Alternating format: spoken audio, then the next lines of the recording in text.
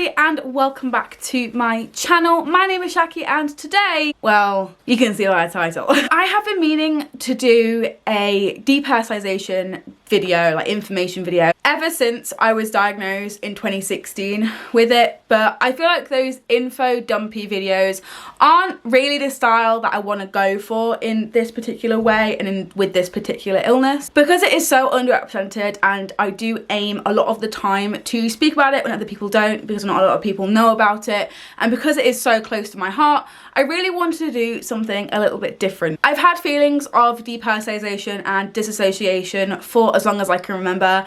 As I said, I was diagnosed in 2016, and I actually recently, this past summer, got in the newspaper for doing well on my exam results in A-levels despite having depersonalisation. I wanted to make this video again because not a lot of people know about depersonalisation, which there is no problem with that. The problem arises when sufferers of depersonalisation or disassociation disorders, or just them two separate symptoms in general, the problem arises when they cannot describe it to people who do not suffer with them. So today I am acting as the middleman. Hello, my name is Shakira Jelly. I have depersonalisation disorder, and so does the person who sent you this. Whether you are this person's partner, family, boss, colleagues, teachers, dog, this person wants you to know that they recognise that what they feel isn't normal. It isn't how their brain is supposed to be wired, and they just need the support to deal with it in the best sort of way. The easiest way of figuring out how you can support someone with DPD or disassociation in general is to have the conversation with them. So many people forget the value of just sitting down with someone who has any kind of mental illness, or even if they don't, just talking about things and feelings and emotions, and that they're valid, and how best we can find a way collaboratively to deal with these emotions, whether that's disassociation or not. Everyone is obviously different. Everyone has different symptoms and coping mechanisms for those said symptoms. So honestly, the best advice I can give if you take anything away from this video is to drop them a message and talk about it, or even in person, even fucking better. Everyone's different, everyone needs communication, and the only way you're gonna truly know how to look after somebody with DPD, disassociation, any of the above, is to talk to them. Drop them a message, ask them how they are. Tell them that you're always there for them, because that is one of the most comforting things you can tell somebody who has any mental illness or anyone at all. But you can totally do that after this video, because I need the watch time. So first of all, what is depersonalisation? This unicorn expression that I keep talking about in this video and have been doing for almost 5 minutes of this raw footage. So depersonalisation itself is something that the brain has as a coping mechanism to trauma or to stressful situations. I know this word seems really daunting and long when you look at it, but when you break it down and simplify things, everybody goes through this. Everybody who lives on Earth, and maybe even people or aliens or cows, you know, everyone's brains has this coping mechanism. Everybody will go through depersonalisation at some point. In fact, statistics say that over 50% of the population has admitted to having feelings of detachment from themselves, depersonalisation, disassociation, anything of the above. But that doesn't really count towards people who don't even know it's depersonalisation. They just think it's, you know, something that everyone deals with, because I didn't know it was a thing until I was diagnosed with it. People who aren't wanting to admit it, etc, etc. So a lot of people do go through feelings of feeling detached because they're stressed. I'm going to go through some symptoms, but please don't panic if you think that you suffer from depersonalisation and haven't been diagnosed and you don't have all of these symptoms. Don't stray away just yet, because obviously you won't have all of these symptoms and not everyone will go through the same experiences. And also don't panic if the person who sent you this doesn't experience every single one of the symptoms. It's all relative. But some symptoms of depersonalisation can be self-awareness,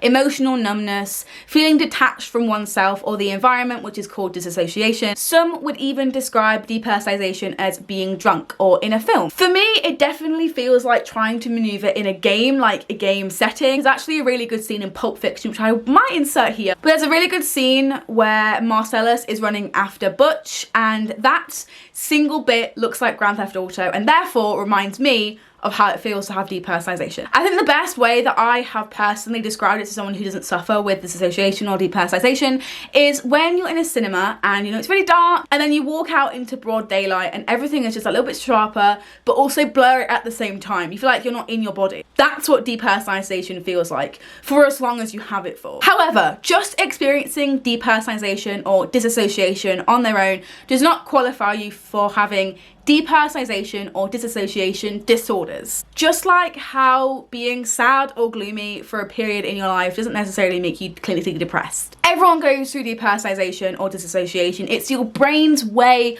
of making yourself comfortable or making yourself not be as stressed in trauma situations. But only 2% of the population actually suffer with depersonalization disorder or dissociation disorder. We're going to just call it DPD for now as an umbrella term. I know that people like to section things off, but they do exist. They're two different things. The possible symptoms, you know, feelings of dissociation, depersonalization, they have to be reoccurring for it to be classed as a disorder. Can you imagine having all of those detached, numbness, self-awareness of existence, those symptoms all affecting you on a daily basis? Can you imagine that every second of your life is like walking in and out of a cinema? Can you imagine being drunk 24/7 or in a first-person shooter game? Can you imagine it having such a big impact on your everyday life so you can't complete tasks that everyone else would? It affects even people driving. Some people with extreme cases of DPD or dissociation disorder cannot drive because how can you drive when your car or you doesn't feel real? On the flip side of that, it can affect directions and walking because you can't remember where you are. Because in your mind, none of this is real, so what's the point in remembering where you are? People often misplace objects and get lost quite a lot when they are depersonalized. I know I'm an absolute fucker for leaving my phone, my keys, my wallet, my bag, everything, just I leave stuff everywhere. We also get lost really easily and have to ask for directions quite a lot, so you know, if we ever ask you for the directions, don't say, but you know where that is, because I probably fucking don't. You've been there before. Have I? I don't fucking know. Partners, the person who sent you this wants you to know that they do love you. Even if they don't feel like they are 100% authentic or the world around them is 100% real. But they want you to know that they love you throughout all of that, despite all of that. They deserve to be loved, and they deserve to love in return because love is the only thing that feels real to us. Kind of, depending on if you're emotionally numb or not. I personally am not, but you know, the person who sent you this might be. It's all relative. Fucking talk to them. Have a human conversation. Real life, not Snapchat. Real life. Ha! Pun intended. Bosses and colleagues, the person who sent you this wants you to know that they're gonna screw up, they're gonna mess up. Sometimes with depersonalization, disassociation, both of them, they mess with your sight. And sometimes it can feel like your eyes aren't open enough and you can't see. I know that sometimes I will walk around my workplace like this because it doesn't feel like I can see unless I do this. And if I have sent you this link and you have seen me doing this, now you know what I'm doing and how I'm feeling, and I probably need your help. It is so hard to concentrate when you literally cannot see what's in front of you. Especially in a job, we need so much support when it comes to depersonalization because you can often screw up, forget people's orders, forget things, make mistakes that you know better than not to do, but your brain is just so frazzled, so just bleh, that you've just forgotten. They want you to know that they're not doing it on purpose, they're not idiots, they're actually quite intelligent, and they just need support from you. Everything about this video, the bottom line is that they need support. They need your help. Like most people with mental illnesses, people with DPD or dissociation disorders can be the most hardworking colleagues and, you know, members of staff that you've ever had. You just need to give us a chance, and we need that bit of extra support. Friends and family, the person who sent you this wants you to know that they're not avoiding your texts or calls on purpose. They aren't mad at you, they're not upset. It's hard to have meaningful relationships when you feel like the world or your body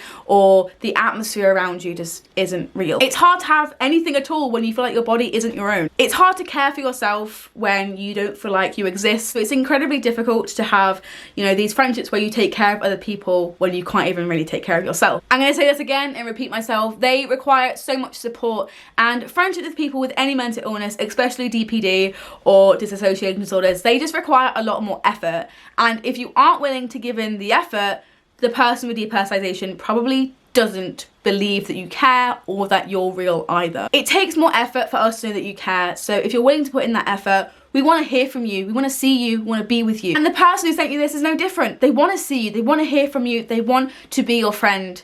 They just have a poopy brain. Please forgive them. They're nice, I swear. The person who sent you this, they don't want you to give up on them. They are more than their depersonalization. They're their favorite color, their ambition, their creativity, their enthusiastic conversation, or their sense of humor, or their laugh that's so contagious. They just need some extra loving, some extra support, and some extra patience we're worth it.